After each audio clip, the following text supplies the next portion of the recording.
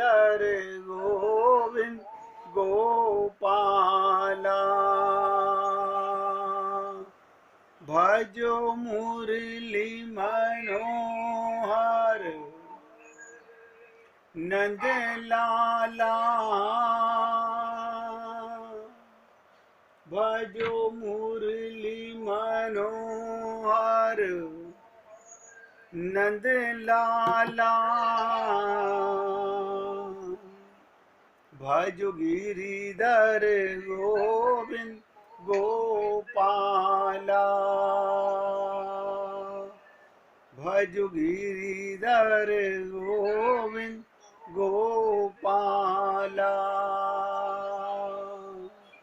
भजो मुरली मनोहर नंद लाला।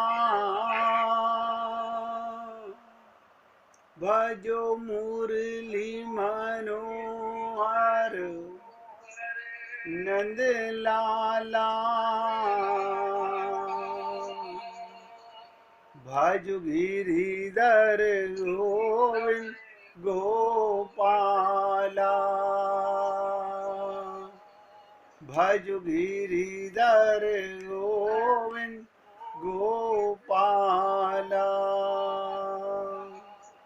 बोलिए वृंदावन बिहारी लाल की जय जय श्री राधे। जय जय श्री राधे। सभी भक्तों को आज हरियाली तीज की हार्दिक शुभकामनाएं और प्रत्येक भक्त से निवेदन हरियाली तीज का तात्पर्य समझने का और आज के दिन ही कर लो कम से कम ये प्रण कि मुझे हरियाली तीज का क्या तात्पर्य है, आत्मा का परमात्मा से मिल जाना। बहुत एकाग्रचित होकर के सुनिएगा। हमारे भारतवर्ष में ये पर्व केवल स्त्रियां मनाती हैं।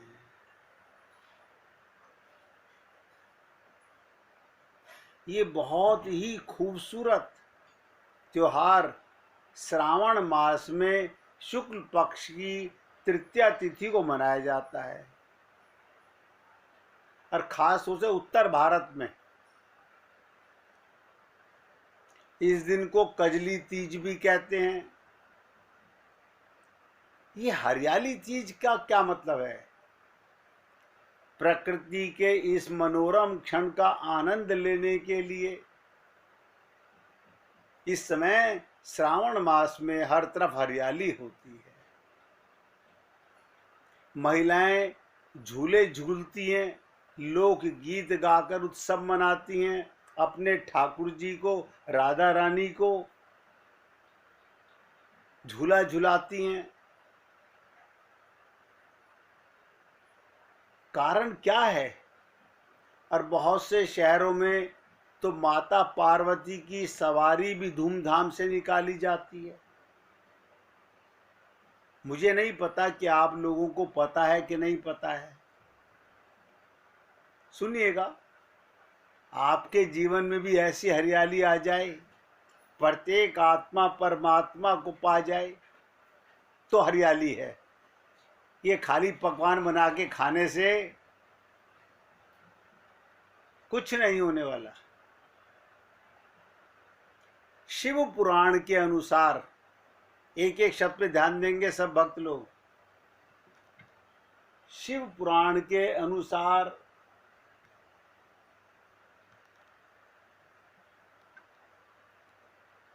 शिव और माता पार्वती का पुनर्मिलन। आप कहेंगे ये पुनर्मिलन का क्या मतलब? जिस प्रकार आत्मा का परमात्मा से अनुभूति, इसे पुनर्मिलन कहते हैं। हम भगवान से कभी बिछड़े नहीं थे, हम भगवान से कभी बिछड़ नहीं सकते, लेकिन हम सब ने भगवान को विस्मरण में डाल रखा है और संसार की स्मृति कर रहे हैं। जब आपको ये आत्मज्ञान होगा तो क्या होगा, जिसे गुरुदेव कहते हैं सुमिरन कर ले मना, छिन छिन राधा रमना। आपको परमात्मा की स्मृति वापस आ जाएगी। क्या मतलब, बस जिसको पाने के लिए सीतारामाचार्य जी ने कृपा की, इस देह में हरि मिलत हैं। आप और हम सब लोग उस हरि को पाए हुए को नहीं पा रहे हैं। यही विचित्र लीला है। भगवान शंकर का माता पार्वती का पुनर्मिलन देखिएगा। इसलिए सारी स्त्रियां, इस व्रत की महिमा बड़ी महिमा है। अब स्त्रियां कौन है? जो अपने को आत्मा मानता है वो स्त्रीण है। आप और हम लोग बहुत से अपने आप को पुरुष मानते हैं, अज्ञानी हैं, जानते नहीं हैं। प्रत्येक जीव आत्मा है। आप और हम लोग बहुत से पुरुष यही समझते हैं आत्मा को परमात्मा मिलता है, आत्मा स्त्रीण होती है, परमात्मा पौरुषिक होता है। इस दिन महिलाएं महादेव और माता पार्वती की पूजा करती हैं। क्या मतलब, ध्यान से सुनिएगा। जब भगवान शंकर ने सती का त्याग कर दिया था तो माता पार्वती ने फिर हिमालय की पुत्री बनकर ये शपथ ली थी, मेरे तो संबंध, मेरे तो प्रीतम केवल शंकर हैं। और उन्होंने कितनी जबरदस्त तपस्या की थी कि आप सब लोग बहुत बार सुन चुके हो। तब आप सोचिएगा, आप और हम लोग भी तपस्या करते हैं, कामयाब नहीं होते। आप और हम सब लोग भी तपस्या करते हैं। हम क्या तपस्या करते हैं? पुनरपि जननम पुनरपि मरणम। 84 लाख योनियों में कितना भटके, इसका कोई महत्व नहीं है। मूल चीज है, जिस देह में हरि मिलते हैं वो देह भी आप और हम लोगों को अनंत बार मिल चुका है। लेकिन माता पार्वती की तरह हमने अपने आप को आत्मज्ञान की तरह परमात्मा के मिलन के लिए अभी भी सराबोर नहीं किया है। बहुत दुख के साथ ये महसूस होता है कि परमात्मा भी मिलना चाहता है और हम भी भगवान से मिलना चाहते हैं। फिर रुकावट कहाँ पर है?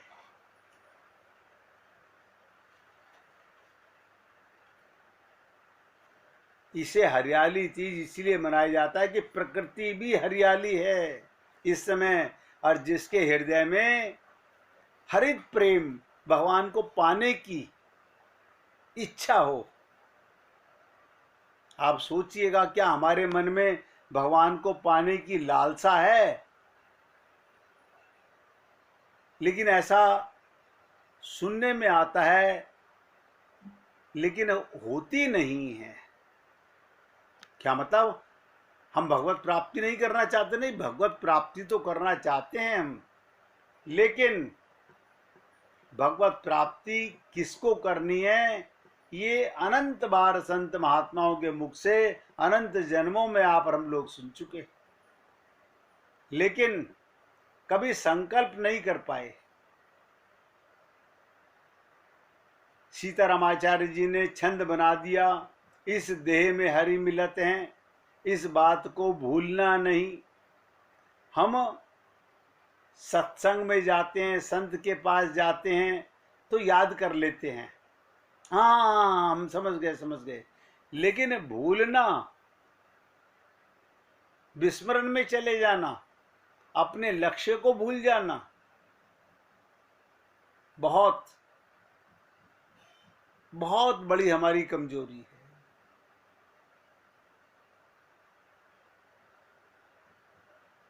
अब जो मैं शब्द आपसे बोलने जा रहा हूं, आज हरियाली तीज के दिन भगवान मिलना चाहते हैं, मिले हुए हैं, इसमें कोई संशय नहीं है। हम सब लोग स्त्री या पुरुष मान करके भगवान से कभी नहीं मिल सकते। आत्मज्ञान थ्योरेटिकल तो हम सबको हो गया, लेकिन प्रैक्टिकल नहीं हुआ है। शरीर का विवाह हुआ, हमने अपने आप को विवाहित मान लिया और ऐसा मान लिया कि हाँ अब हम विवाहित हैं। ऐसे ही हमारे जीवन में संत महात्माओं का आगमन, गुरु का आगमन, हमने मान लिया कि हम शरणागत हो गए हैं, लेकिन सच्चे मायने में हम शरणागत नहीं हुए हैं। ऐसा कारण क्या था? शरीर से शरीर का विवाह, क्योंकि हमने अपने को शरीर माना था। ध्यान से सुनिएगा एक एक शब्द को। हमने अपने को शरीर माना था, इसलिए विवाहित मान लिया। हमने संत महात्माओं का संपर्क तो पाया, लेकिन अपने को आत्मा नहीं मान सके, इसलिए आज तक शरणागति कमजोर रही। और यही कमजोर कड़ी हमको पुनरपि जन्म पुनरपि मरणम के स्थान पर ले जाती है। मैं आप सभी पुण्य आत्माओं से निवेदन कर रहा हूं, हम किसी को धोखा नहीं दे रहे, अपने आप को धोखा दे रहे हैं। इसी देह में हरि मिलत हैं, इस बात को भूलना नहीं, लेकिन हम भूल जाते हैं। कारण क्या है? जैसे ही हम अपने को शरीर मानते हैं, अब बताइए, जड़ मानते हैं तो चेतन परमात्मा को पाने की जिज्ञासा क्यों होगी? जड़ संसार में मन लगता है। तो मैं सोच रहा था कि कोई कारण है जो हम समझ नहीं पा रहे हैं। ऐसा तो मैं नहीं कह सकता कि संत महात्मा हमें समझाना नहीं चाहते, वो तो भरसक प्रयत्न करते हैं कि किसी प्रकार हमारा कल्याण हो जाए।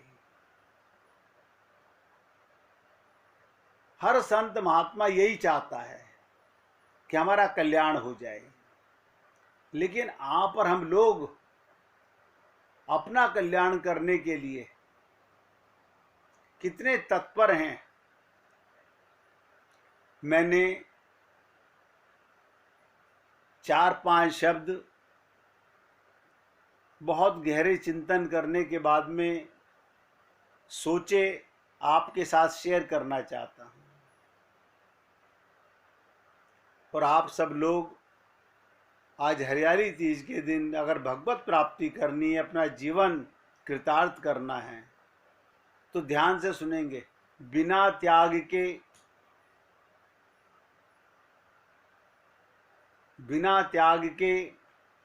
बिना सेवा के, बिना प्रेम के और बिना विश्वास के, ये 4 शब्द अपने जीवन में अगर हम समझ लें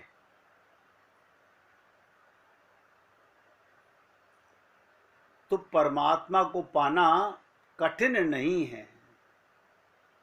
हम लोग चाहते हैं पाना, ना तो त्याग कर पाते हैं, ना सेवा कर पाते हैं, ना प्रेम कर पाते हैं, और ना गुरु के शब्दों पर पूर्ण विश्वास कर पाते हैं।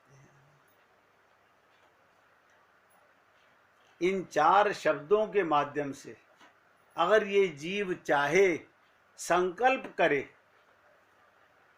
तो इस भव सागर से पार हो सकता है। और परमात्मा की प्राप्ति कर सकता है। अन्यथा तो जो सारा संसार कर रहा है लिपा पोती, पूजा पाठ, मन का मनोरंजन, वो सब कर ही रहे हैं। ये करते करते तो युग बीत गए।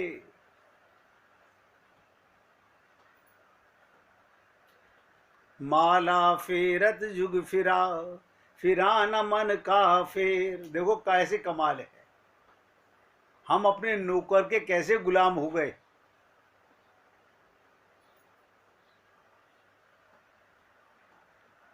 कारण क्या था?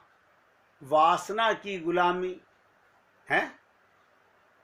अब कहेंगे अब तो हमारे अंदर कोई वासना नहीं है, ये आपको नजर नहीं आती। अगर वासना नहीं है तो परमात्मा मिला हुआ है, वो नजर क्यों नहीं आ रहा? क्योंकि मन में कोई ना कोई वासना सदा आपको अपनी ओर खींचती रहती है। हमने कई बार निवेदन किया आप लोगों से, आप मन के साक्षी बनिए, मन के दृष्टा बनिए। देखा तो कीजिए, मन कर रहा है जरा एक बार इसको फोन कर लूं, मन कर रहा है मेरा एक बार इससे बात कर लूं। ये गुलामी नजर नहीं आ रही? ये सेवा तो है नहीं, ये प्रेम तो है नहीं, क्या है ये? हाँ, अगर आप जिससे बात करते हैं उसमें भगवान का अक्ष देख करके, भगवान मान के बात करते हैं, तो आप मन के गुलाम नहीं हैं, साधना में है। सुन लीजिए, एक महात्मा को उनके गुरुदेव ने बद्रीनाथ में एक कटोरा दिया। महात्मा को उनके गुरुदेव ने एक कटोरा दिया और कहा इससे तुम जितना चाहोगे भोजन मिल जाएगा। इस कटोरे से तुम जितना चाहोगे भोजन मिल जाएगा, भूखे नहीं रहना पड़ेगा और पर्वत छोड़ के नीचे जाने की कोई आवश्यकता नहीं। यहीं बद्रीनाथ में रहना, मैं वर्ष भर बाद मिलूंगा। गुरुजी कह के चले गए, 1 वर्ष के बाद मैं तुमसे मिलूंगा। अब महात्मा जी बड़े प्रसन्न, समय पर बड़े सुस्वाद भोजन उसे कटोरे से मिल जाते। जो चाहता, आज मन है रसगुल्ला खाने का, आज मन है रबड़ी खाने का, आज मन है समोसा खाने का, जो मन चाहता मिल जाता। इससे क्या हुआ? ध्यान से सुनिएगा, महात्मा जी की लोक वासना जाग गई।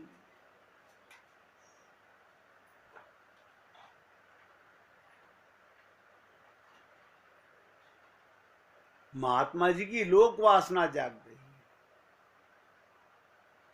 सिद्धि दिखलाने के लिए और परोपकार की इच्छा से वो गुरु के आदेश से भटक गए, पर्वत छोड़कर संसार में नीचे उतर गए।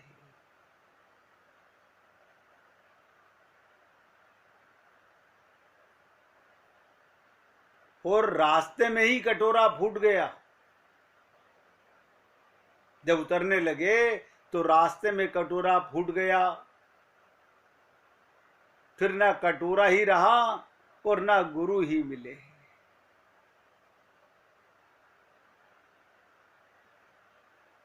आप और हम सब लोग इन वासनाओं के गुलाम होकर,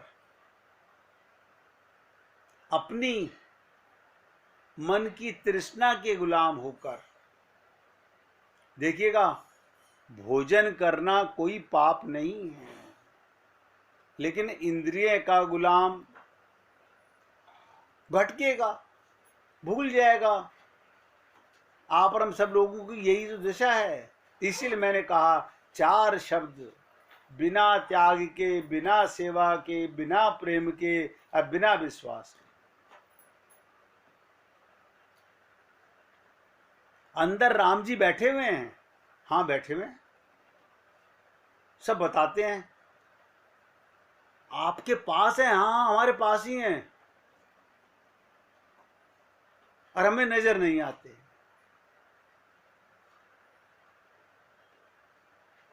मिले हुए परमात्मा से मिलना इतना कठिन कारण क्या है?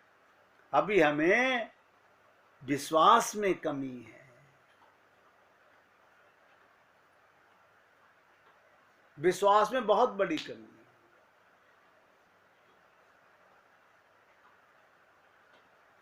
हमने कल आपसे निवेदन किया था कि व्यक्ति दो इंद्रियों का गुलाम, एक अपनी जीवा का और एक अपने जननेंद्रिय का गुलाम,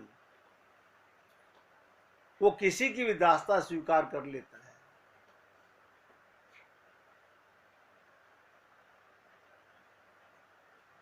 कई बार तो ऐसा महसूस होता है कि वाकई में हम अपना कल्याण करना भी चाहते हैं या नहीं चाहते हैं। कोई किसी पे जबरदस्ती थोड़ी है। अरे करोड़ों कल्प जन्म हो गए मरते मरते, और इतने थोड़े बहुत सही। सबको लगता है कोई ये जन्म पे लास्ट थोड़ी है, अभी तो फिर भगवान मौका देंगे। लेकिन आपको बता देता हूं, जब ये शरीर छोड़ोगे तो अपने सूक्ष्म शरीर में जाते ही जब इस शरीर को देखोगे तो आपको खुद ये होगा, मैं इसमें रह रहा था, मैं इसमें रह रहा था, जिसे जला के अब राख कर दिया जाएगा, इसे अपना मान रहा था, इसके कारण भटक रहा था, इसके कारण दरिद्र बन रहा था, लेकिन मौका छिन चुका, फिर पछताए क्या होते हैं जब चिड़िया चुग गई खेत। क्या मतलब? ध्यान से सुनिएगा, आप द्वारा उस शरीर में घुसना भी पसंद नहीं करोगे, लेकिन वो मौका छिन चुका।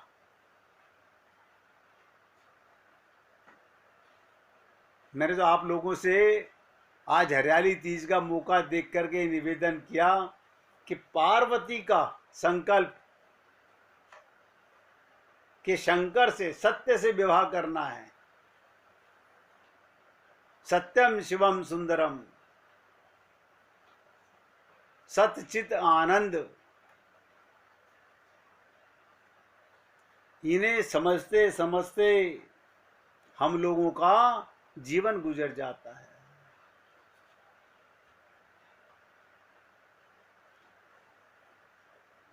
सोचिएगा और समझने का प्रयत्न भी कीजिएगा। हमारा कारण कोई और नहीं है। हम अपने आप को जानने के लिए स्वाध्याय से बढ़कर अन्य कोई उपाय नहीं है, कोई उपाय नहीं है। नहीं, हमें सारी दुनिया का पता है। देखो हमें कितनी ज्ञान है हम लोगों को, संसार का, रिश्तों का, रिश्तेदारों का, उनकी विशेषताओं का। अपना पता नहीं कि मैं कौन हूं, स्वाध्याय का पता नहीं, अपना पता नहीं। हम लोगों की यही मूर्खता जीवन में आगे नहीं बढ़ने दे रही। इसलिए मैंने आपको आज हरियाली तीज के दिन सबसे पहले यही बताने का प्रयत्न किया कि हरियाली तीज का मतलब क्या होता है। मौका है, हरियाली है जीवन में। सीताराम आचार्य जी ने कहा, इस देह में हरि मिलते हैं। लेकिन आप और हम लोग नहीं समझ पा रहे। इसलिए मैंने कहा, अपने आप को जानने के लिए स्वाध्याय से बढ़कर अन्य कोई उपाय नहीं। जिसने स्वयं को नहीं जाना वो मूर्ख है। यहां तक इससे बढ़कर कोई पुराण भी नहीं है। देखिएगा, सतपथ में लिखा हुआ है, सतपथ में लिखा है, जितना पुण्य धन धान्य से पूर्ण, जितना पुण्य धन धान्य से पूर्ण इस समस्त पृथ्वी को दान देने से मिलता है।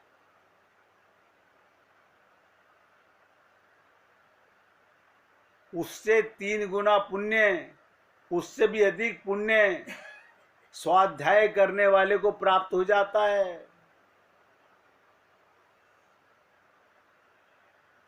तो हम लोगों का क्या फर्ज बनता है? मानव जीवन का धर्म है, और आप और हम सब लोग मानव हैं। मानव जीवन का धर्म है, एकमात्र अध्ययन है। इस धर्म के ये अध्ययन एवं दान के ये ही 3 आधार हैं। कौन से 3 आधार हैं उसकी चर्चा करते हैं। 1 मिनट भगवान का कीर्तन कीजिएगा। श्री राम जय